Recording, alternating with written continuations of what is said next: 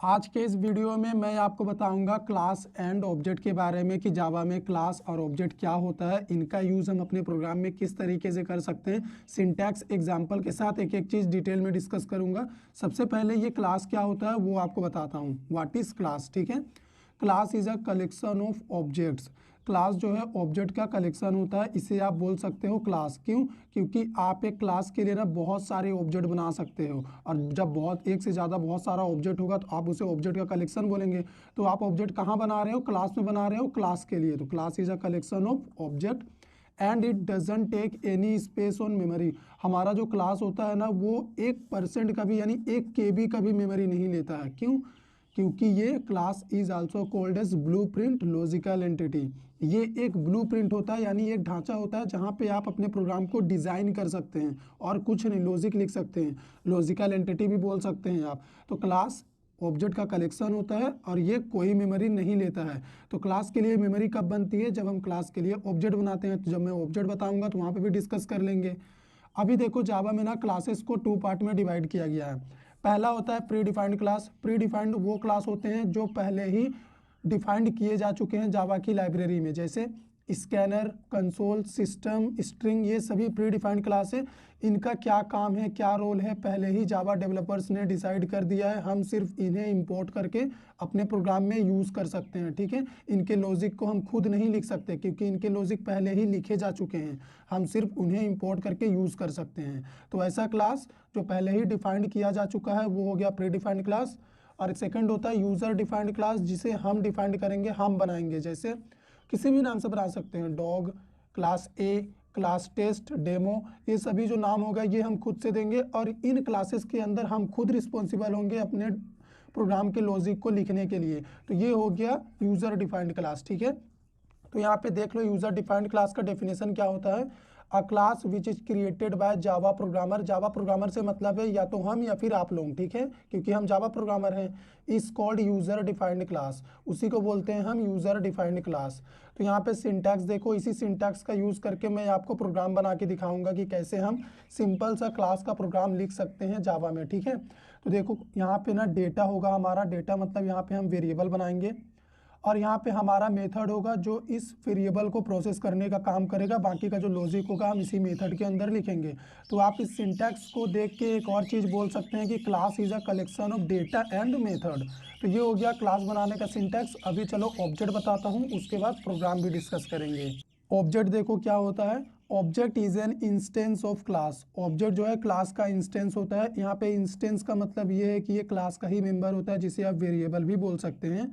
That executes the class, जो कि पूरे क्लास को एग्जीक्यूट करता है। कौन? हमारा ये object. Once the object is created it takes up space like other variable in memory.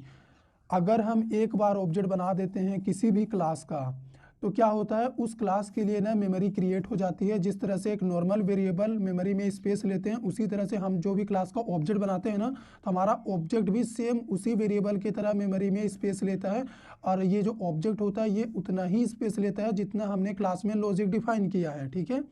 Syntax देखो ऑब्जेक्ट को क्रिएट करने का, सबसे पहले क्लास नेम, उसके बाद ऑब्जेक्ट नेम देना है आपको, ठीक है।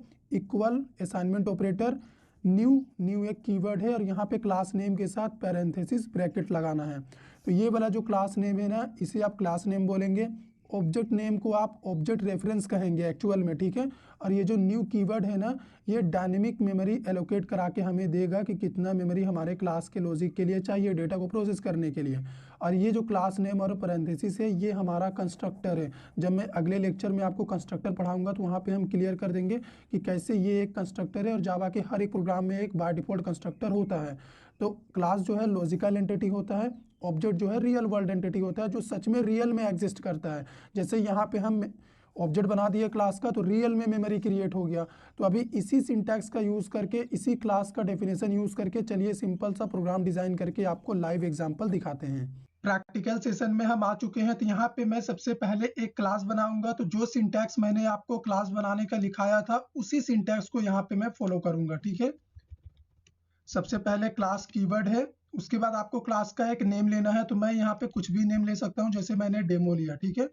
ये हमारा क्लास बन गया। अब इस क्लास के अंदर हमारे पास या तो डेटा होंगे या मेथड होंगे, ठीक है। हम दो ही चीज बना सकते हैं क्लास के अंदर, ठीक।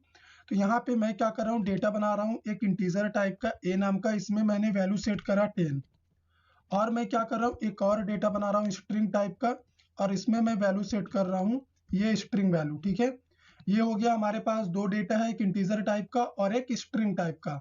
अब इन डेटा को ना हम मेथड के थ्रू एक्सेस करेंगे। तो उसके लिए मैं क्या कर रहा हूँ, एक मेथड बना रहा हूँ void show नाम का। ये हमारा मेथड है। ये मेथड क्या करेगा, बस सिंपली हमारे रिजल्ट को ना ये डिस्प्ले करेगा, ज्यादा कुछ हम इसमें करने नहीं जा रहे हैं। तो system dot out dot print में हम a लिखेंगे, बीच में हमें स्पेस चाहिए, और b। तो हमारा ये प्रोग्राम रेडी हो चुका है। अगर मैं चाहूँ तो हम अपने इस क्लास का ऑब्जेक्ट इस तरह से मेन मेथड में यहीं पे बना सकते हैं, पर आज मैं आपको क्या करके दिखाऊंगा कि मैं एक और क्लास यहाँ पे बनाऊंगा। क्लास का नेम होगा हमारे टेस्ट, और इस टेस्ट क्लास के अंदर हम अपने डेमो क्लास का ऑब्जेक्ट बनाएंगे। तो ऑब्जेक्ट बनाने के लिए मैंने जो सिंटैक्स आपको लिखाया है, सबसे पहले आप वो याद करिए। क्लास का नेम आपको लिखना है सबसे पहले। हम डेमो क्लास का ऑब्जेक्ट बना रहे हैं क्योंकि हमारा जो डेटा और मेथड है डेमो क्लास में हमने सारा लॉजिक डिफाइन किया हुआ है। ऑब्जेक्ट रेफरेंस वेरिएबल का नाम मैं यहाँ पे r ले रहा हूँ। न्यू कीवर्ड, ऑब्जेक्ट के लिए मेमोरी यही क्रिएट करेगा, डायनेमिक मेमोरी। उसके बाद फिर यहाँ पे लिखेंगे डेमो और पैरेंथेसिस का सिंबल। तो ये वाला जो हमारा डेमो पैरेंथेसिस का सिंबल है, ये कंस्ट्रक्टर है। तो जावा में ये एक तरीका हो गया ऑब्जेक्ट क्रिएट करने का। एक और तरीका होता है, मैं आपको बताऊंगा। सबसे पहले इस तरीके से देखते हैं हम अपने वैल्यू को एक्सेस कर पा रहे हैं कि नहीं। तो अभी हम क्या करेंगे, यहाँ पे ऑब्जेक्ट रेफरेंस का नाम लिखेंगे r डॉट, हमारे मेथड का नाम क्या है जो डेमो क्लास में है, शो है। ये ऑब्जेक्ट बन गया है। अब इतना करने के बाद अभी हमने हमारे इस क्लास में मेन मेथड नहीं किया है, तो यहाँ पे मेन मेथड बना लेते हैं, और इस सारे प्रोसेस को हम मेन मेथड के अंदर लिखेंगे, क्योंकि प्रोग्राम का एग्जीक्यूशन और एंडिंग इसी मेन मेथड से ही होता है। तो इसी के अंदर आपको सारे ऑब्जेक्ट क्रिएशन का काम करना है, ठीक है। तो देखो इतना सिंपल सा प्रोग्राम था। सबसे पहले इसे सेव करते हैं, फिर आपको रिजल्ट दिखाएंगे। उसके बाद एक और तरीका होता है ऑब्जेक्ट क्रिएट करने का जावा में, वो भी मैं आपको दिखाऊंगा। जावा सी, क्लास का नेम है टेस्ट डॉट जावा।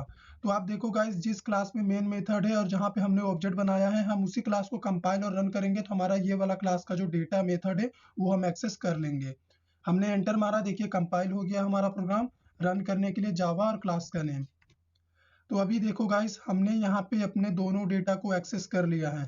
तो जैसे ही हमने डेमो क्लास के लिए यहाँ पे ऑब्जेक्ट बनाया ना, तो ये जो क्लास है ये तो लॉजिकल एंटिटी है, इसके लिए कोई मेमोरी नहीं ऑक्युपाई होता। लेकिन जब हमने इस क्लास को ऑब्जेक्ट बनाया, तो ये ऑब्जेक्ट क्या किया, जैसा नॉर्मल वेरिएबल मेमोरी स्पेस लेता है कुछ ना कुछ, उसी तरह से ये ऑब्जेक्ट भी अपने क्लास के हिसाब से मेमोरी स्पेस लिया। इसने मेमोरी मांगा कंपाइलर से, कंपाइलर ने इसे मेमोरी दे दिया, ठीक है।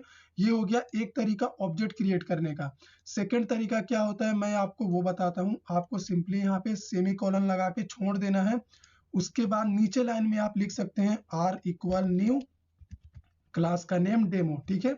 इस तरीके से भी अगर आप जाएंगे ना, तो आपका जो रिजल्ट है एज इट इज आपके सामने प्रिंट होगा। ये देखो यहाँ पे प्रिंट हो चुका है।